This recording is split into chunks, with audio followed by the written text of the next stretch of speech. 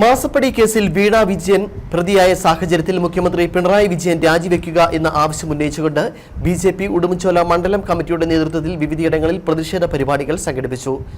പ്രതിഷേധ പരിപാടികളിൽ മുഖ്യമന്ത്രിയുടെ കോലവും പ്രവർത്തകർ കത്തിച്ചു.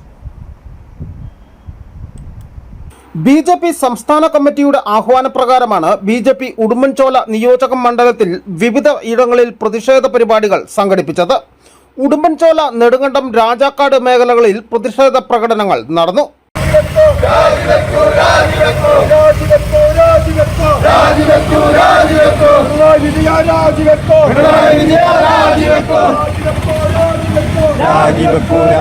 നെടുങ്കണ്ടം പഞ്ചായത്ത് കമ്മിറ്റിയുടെ ആഭിമുഖ്യത്തിൽ നടന്ന പ്രതിഷേധ പരിപാടി ജില്ലാ സെക്രട്ടറി സുനിൽ കുമാർ കുരുവിക്കാട്ട് ഉദ്ഘാടനം ചെയ്തു.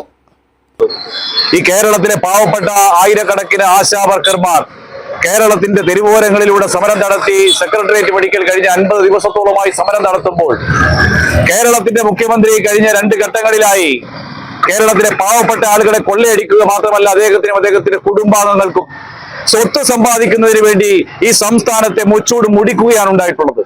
പ്രകടനത്തിന് ശേഷം പ്രവർത്തകർ മുഖ്യമന്ത്രിയുടെ കോലവും കത്തിച്ചു.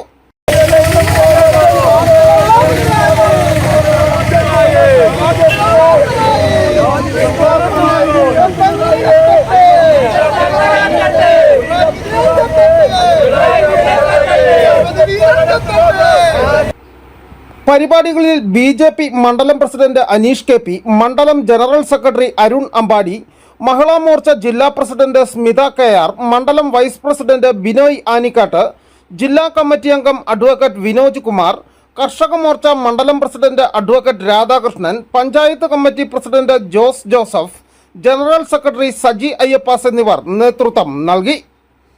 News bureau, Udumbanchola.